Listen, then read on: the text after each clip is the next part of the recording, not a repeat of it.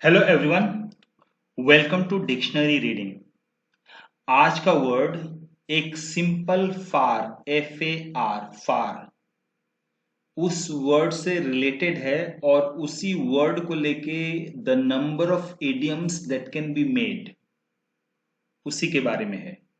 यहाँ पे देखिए, जैसे आईडीएम इडियम मतलब इडियम होता है मुहावरा, मतलब group of words the meaning of which is going to be entirely different, बिल्कुल ही अलग होता है then the meaning of individual words. मतलब शब्द के अलग अलग वर्ड का जो मतलब होगा, लेकिन उसको कंबाइन करके जो मतलब होगा उसी मतलब को कहेंगे idiom.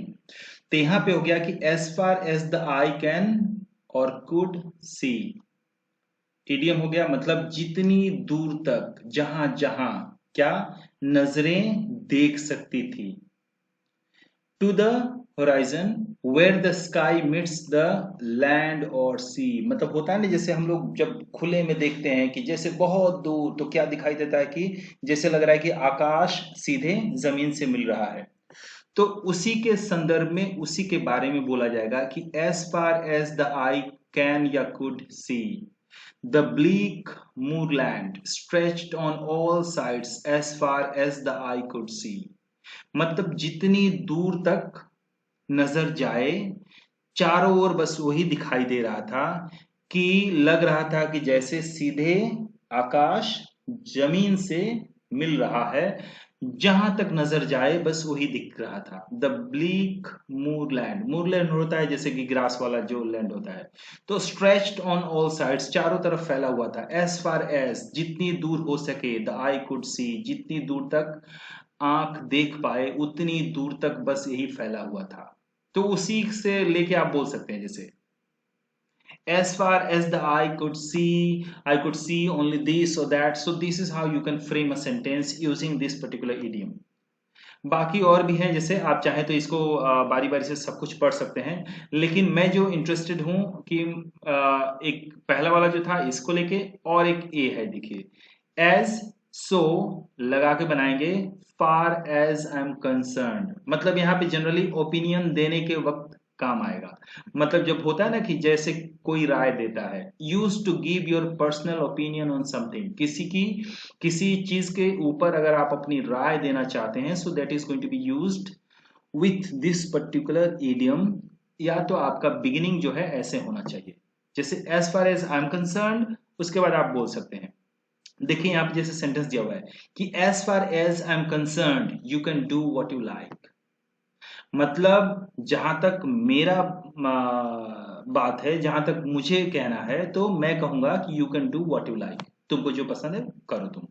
So as far as I am concern I don't have any problem in that, मुझे उस बात से कोई मतलब नहीं है, कोई दिक्कत नहीं है। तो ऐसे आप फ्रेम कर सकते हैं। और बाकी भी देखिए बहुत सारा यहाँ पे इडियम्स की लिस्ट है, लेकिन मैं प्रिफर करता हूँ कि आप उतने ही इडियम्स जो आपको बहुत अच्छा लगे उसी को अपने, एक तरीके से कहिए कि बैंक में मेमोरी वाला जो बैंक है उसमें रजिस्टर करके रखिए, so that you can easily use it.